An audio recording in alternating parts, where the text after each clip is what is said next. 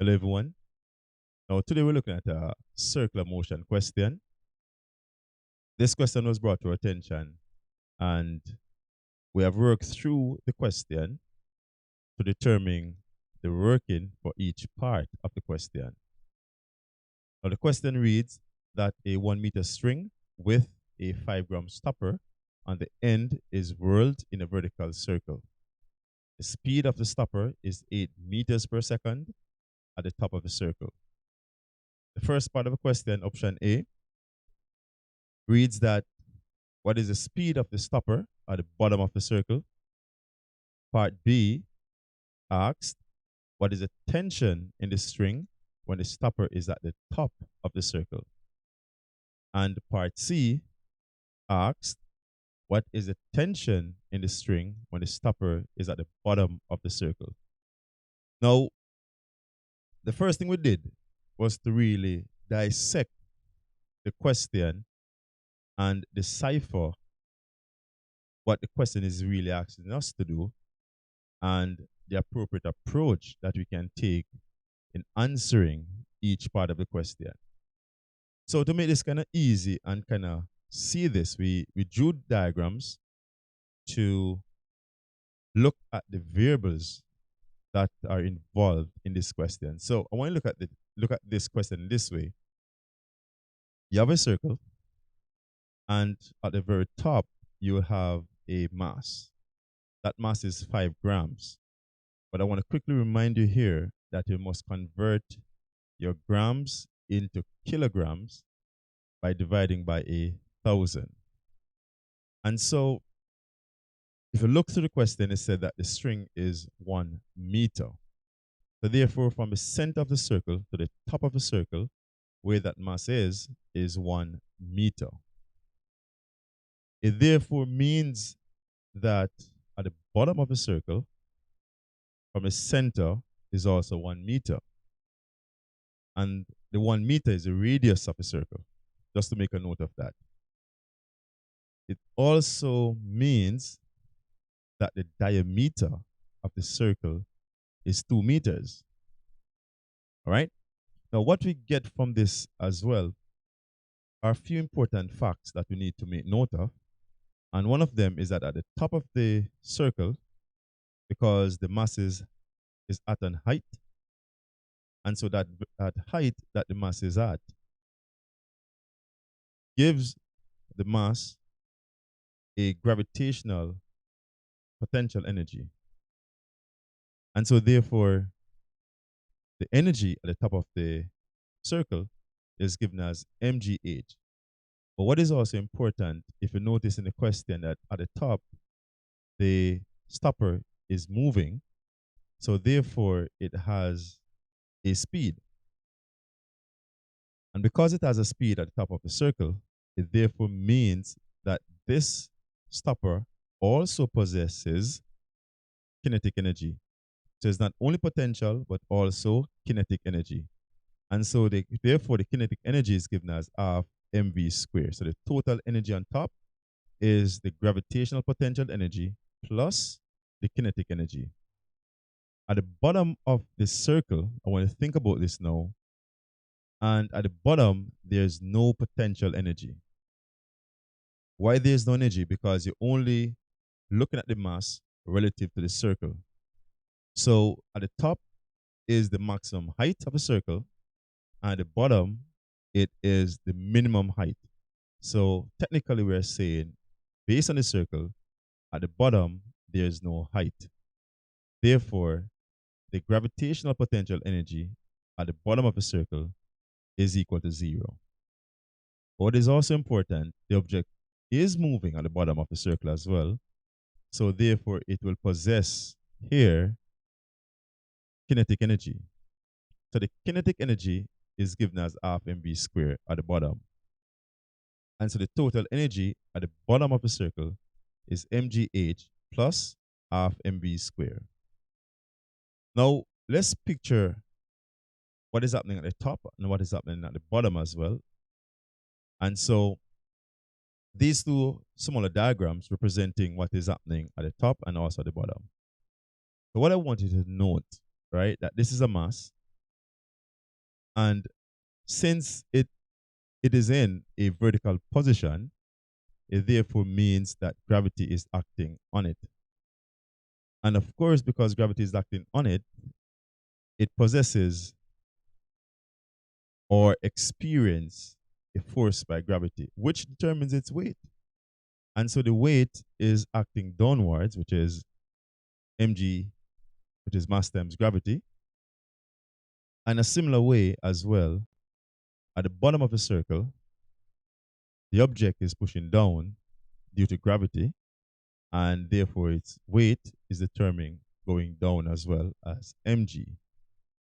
Now, what I want to make a note of, or for you to at least write this down, is that once an object is in a circular motion attached by a string, a tension will be experienced in that string. But the tension will act outwards of the circle, which is opposite to the centripetal force. So what I want you to make note of is that tension is equal but opposite to the centripetal force. That's very important for you to note that. And that is why this line is going outwards. Because remember, centripetal force acts towards the center of the circle, but tension will act outwards. And so for both diagrams, notice the line or the arrow going outwards, indicating tension acting outwards. What is important to note again, as I mentioned, is that the tension experienced in the string is equal but opposite to the centripetal force.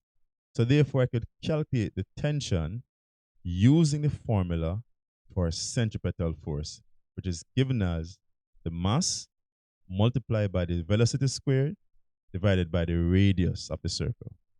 All right, so once we understand these basic concepts in terms of what is happening to the mass or to the stopper as it goes around the circle, then we can use this set of information to now answer the questions. Now, we're going to dive into the first part of the question, which asks us, what is the speed of the stopper at the bottom of the circle? Now, the first thing you need to remember, based on what you discussed and based on what is demonstrated on the left, is that the total energy at the bottom of the circle must be equal to the total energy at the top of the circle. And this is very important because remember now, it's an energy conversion. We cannot create energy, we cannot destroy the energy, we can only change it from one form to another. So as the stopper is going around the circle, it will change energy from one form to another. And the change is between the gravitational potential energy and the kinetic energy. All right, so let's look at energy at the top and the bottom. So from this statement, then we can say that the total energy at the bottom, which is given as mass times gravity times height plus half mv squared, is equal to mgh plus half mv squared. And these are color coded just to make note of it. The energies on the top is given in blue, and those that at the bottom, they're represented in pink.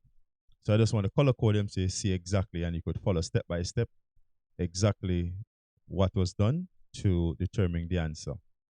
Now, from this equation, remember that mgh at the bottom is equal to 0.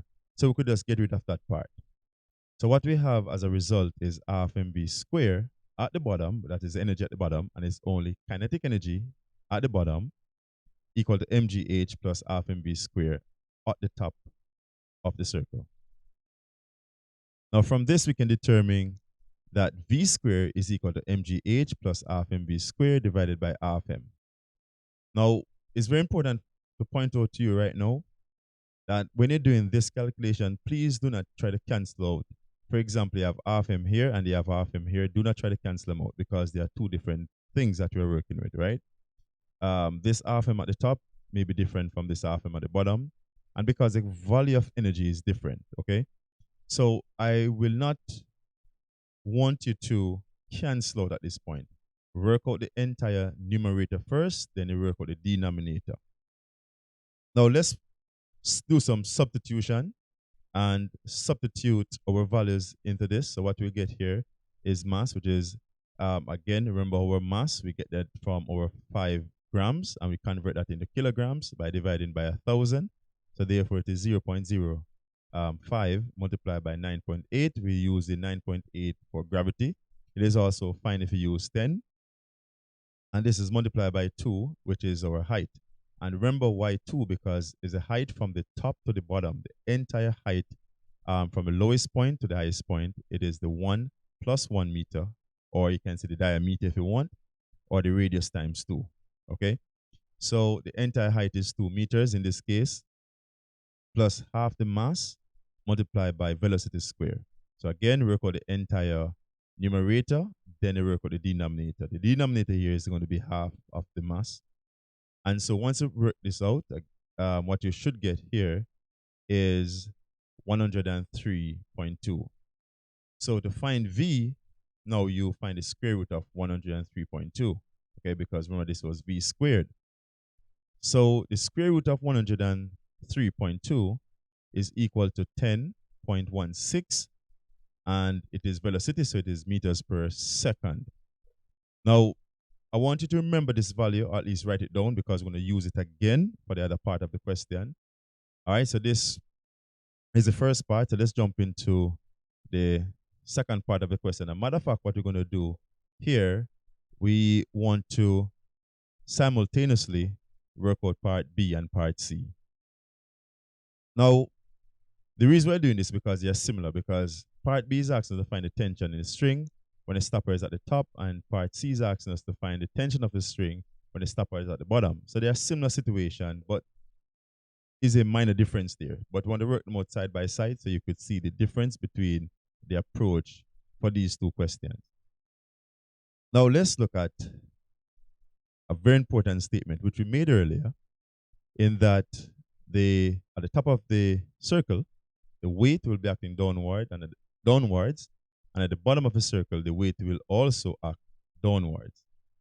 However, the tension that experienced in the string will be acting outwards because it goes opposite, but it's equal in value to the centripetal force. Now, so therefore, we can plug in this formula as a reminder that the force experienced in the string, or the tension in the string, which is a force, can be calculated using the formula for centripetal force, which is given as mv squared divided by r. So also at the bottom of the circle, it is the same thing. The force experienced in the string is given as mv squared divided by r. Now, what else is very important to note right here, since we have the weight and the force experienced in the string. In this case, the weight and the force is in the string is they're acting opposite to each other. That's very important. So therefore, we can set the total force experienced in the string, which is the total or the resultant of tension, will be given as the force minus the mass times gravity, or the weight. Because if you think about it, if the object is on top of the circle, weight will push against the tension, therefore decreasing the tension. Okay? So the summation of forces right here, or the resultant force, which is the final force experienced in the string, must be given as the force minus mg. However, at the bottom of the circle, the situation is a little bit different. If you notice it, that the two forces are acting in the same direction. So the force experienced in the string, which is the tension, acts in the same direction as the weight of the object. So therefore, this total force, or the resultant force experienced in the string, must be given as the force in the string plus the weight. Okay? So this weight will be pulling down on the string. All right, so it adds some weight or force to the string, if you think about it, at the bottom. Okay? Now what you can do now is to kind of just do some quick substitution here and plug our formula here. So remember now that the force F is equal to half mv squared over r. So therefore, we can just substitute it into F. and say that mass times velocity squared divided by r minus mg. In a similar way, on this side at the bottom, we can say that the summation of the force experienced in the string is equal to half mv squared over r, but this time we plus mg, okay, because in the same direction. Now on this side here, at the bottom, at the top of the circle, I should say, is that the total force experienced here, it is the mass, again, which is 0.05, converting 5 grams into kilograms, divided by the speed, which is 8, so it's 8 squared, divided by 1, and this time is a radius, and where the radius is 1 given in the question, the length of the string, and then we're going to minus our 0.049, and we're using 9.8 as gravity here. So this value was given, we obtained this value by multiplying the mass by 9.8, which is gravity. Now to work this out, what we'll get is 0.32 minus 0.049, and as a result, we get our tension equals to 0.271 newtons. All right, so let's work out now the tension in the string at the bottom. And so the tension in the string at the bottom here, let's do a substitution. Again, our mass is 0.05 multiplied by our velocity at the bottom. So notice we calculated in part A the velocity at the bottom. So notice the velocity at the bottom is different from the velocity at the top. So in the question, they gave us the velocity at the top, right, which is 8 meters per second. But at the bottom, we calculated that to be 10.16. So it's 10.16 squared divided by the radius plus 0.049. And we get this to be 0.52 plus 0.049. And as a result of that, our final answer is 0.569 newtons. So our tension in the string at the bottom is 0.569 newtons, while that at the top is 0.271 newtons. And the values are different. At the bottom is greater for obvious reason. If it's at the bottom, the tension experienced in the string plus the weight give a greater force. And at the top, the tension in the string is acting against the weight that is going down, or you can say weight is acting against the force in the string, reducing the overall tension. All right, and so there you have it for the 3 parts of the question. And I just want to tell you that I truly appreciate you watching this lesson, and I hope it really, or it was really helpful for you. And I also want to remind you that, listen, please rise in the face of adversity. And I want you to have this mentality. Change the I cannot do or I can't do it to I can do it. So just cut off that T. Believe in yourself. Continue to work hard. Take care and be blessed. I will see you soon. And sometimes you just gotta believe there's something that'll give you relief. There's something that'll have what you need, what you need. We're broken, it's tragic, we're not all elastic, but maybe there's magic, believe you could have it. And I know of sadness, the anxious and